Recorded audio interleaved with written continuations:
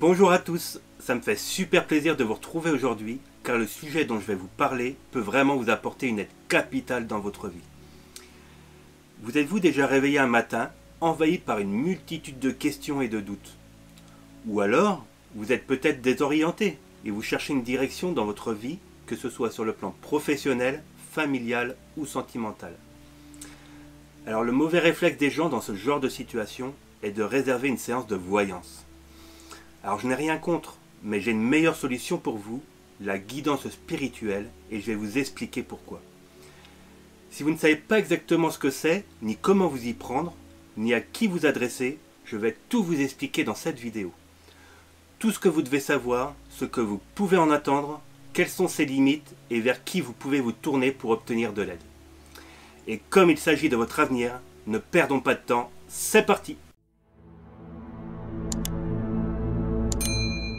Alors qu'est-ce que la guidance spirituelle? Commençons par clarifier une chose. La guidance spirituelle, ça n'a rien à voir avec la voyance. Une séance de voyance, elle va répondre généralement à des questions telles que qui, quand, quoi, où. Le problème avec ces prédictions, c'est qu'elles peuvent changer et évoluer en même temps que vous. Et oui, si je vous dis que vous allez rencontrer le grand amour, mais que vous ne travaillez pas sur vous-même, que vous ne communiquez pas efficacement, ou que vous ne faites pas preuve d'ouverture d'esprit, eh bien cette prédiction n'arrivera pas. Je peux également vous prédire que vous aurez une évolution de carrière, mais si vous ne faites aucun effort pour développer vos compétences, ou que vous ne prenez pas d'initiative, eh bien cette prédiction peut ne jamais se réaliser. En revanche, la guidance va répondre à des questions du type comment et pourquoi. Alors pour reprendre nos exemples, la guidance va vous dire que vous allez rencontrer le grand amour, mais elle va vous aider à comprendre les blocages émotionnels, elle va vous aider à améliorer la confiance en soi ou à développer vos compétences relationnelles pour y parvenir. Concernant votre évolution de carrière, elle va vous donner des conseils sur la gestion financière, les investissements appropriés ou encore la prise de bonnes décisions. Vous voyez la différence? C'est la version 2.0 de la voyance. Alors ces infos, on ne les invente pas. On se connecte à vos guides spirituels ou à votre moi supérieur. D'ailleurs, j'en profite pour vous dire que vous devez vous connecter absolument à eux. Et je vous dis comment faire dans cette vidéo, le lien s'affiche juste au-dessus. Eux connaissent votre cheminement intérieur et les directions à prendre. Rappelez-vous que vous avez planifié votre vie avec eux avant votre incarnation. Pour autant, il existe toujours la notion de libre arbitre, ce qui signifie que si vos guides vous suggèrent des choix, ils ne vous les imposeront jamais. Libre à vous ensuite de les suivre. Ce qui est bien également avec la guidance, c'est qu'elle peut aborder divers sujets en fonction de vos besoins et de ce qui serait utile pour avancer. Cela peut être la connaissance de vos vies antérieures, ça peut être le processus de réincarnation, ça peut être la mission de l'âme, votre chemin de vie, vos croyances limitantes, votre réveil spirituel, bref, il y a plein de choses. Par contre, je vous le dis par expérience, si vous voulez savoir une information juste par curiosité, ils ne vous la donneront pas. Il faut vraiment que cela soit utile à votre incarnation. Maintenant que vous avez compris le but de la guidance, il est intéressant de voir comment se déroule une séance. Alors, chaque médium ou psychique a sa façon de faire. On ne reçoit pas tous de la même manière. Par exemple, Cindy et moi consultons que à distance, car c'est comme ça que nous sommes le plus efficaces. En plus, moi j'y vois que des avantages. Par exemple, l'intimité.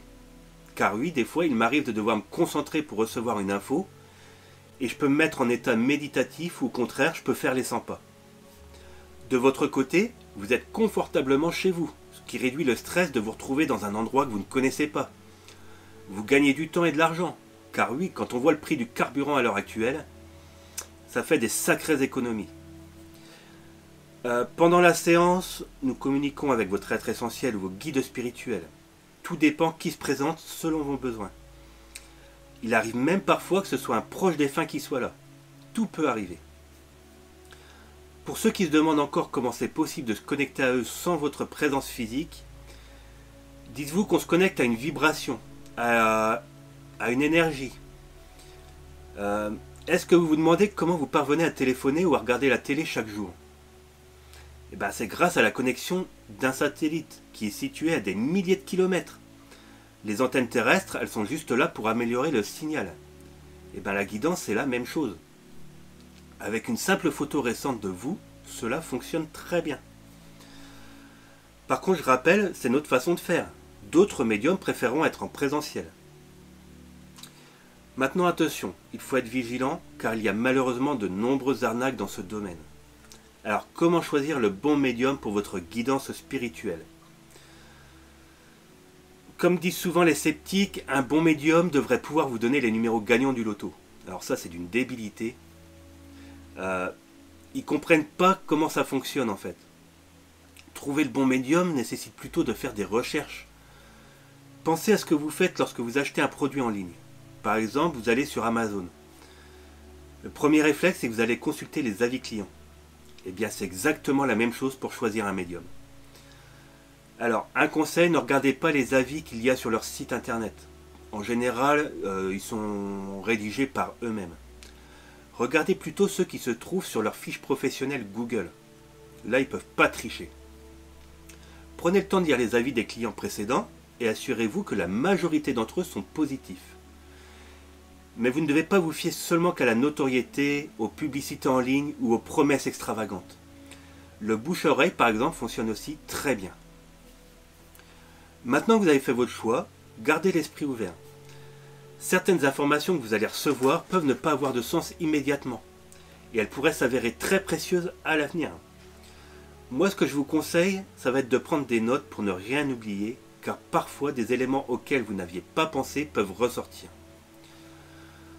Ensuite, réfléchissez au type de lecture que vous souhaitez. Rappelez-vous que tous les médiums ne pratiquent pas de la même manière. Certains peuvent proposer certaines pratiques, tandis que d'autres non. Les types de lecture les plus courants comprennent la lecture sentimentale, l'analyse des vies antérieures, la lecture spirituelle, le tirage de tarot, l'interprétation des rêves, enfin bref. Donc si vous n'arrivez pas à vous décider, le médium doit vous guider lors de votre première prise de contact. D'ailleurs, elle est très importante. Nous, par exemple, nous passons près d'1 heure par jour à répondre aux messages pour des renseignements. Donc si le médium vous répond sèchement ou vous presse, cela vous donne des indications.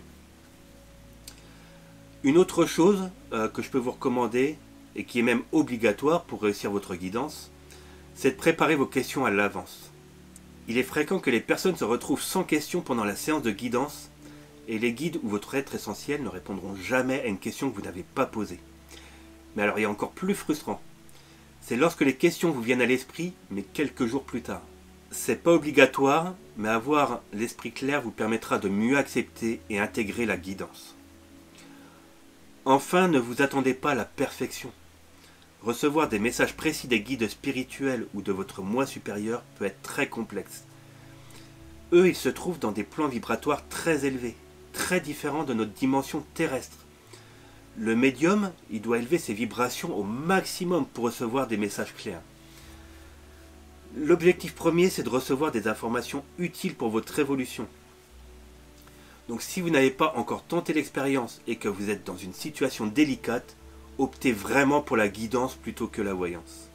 Alors à l'heure actuelle, moi j'en fais plus par manque de temps et surtout parce que je préfère les nettoyages énergétiques de lieux.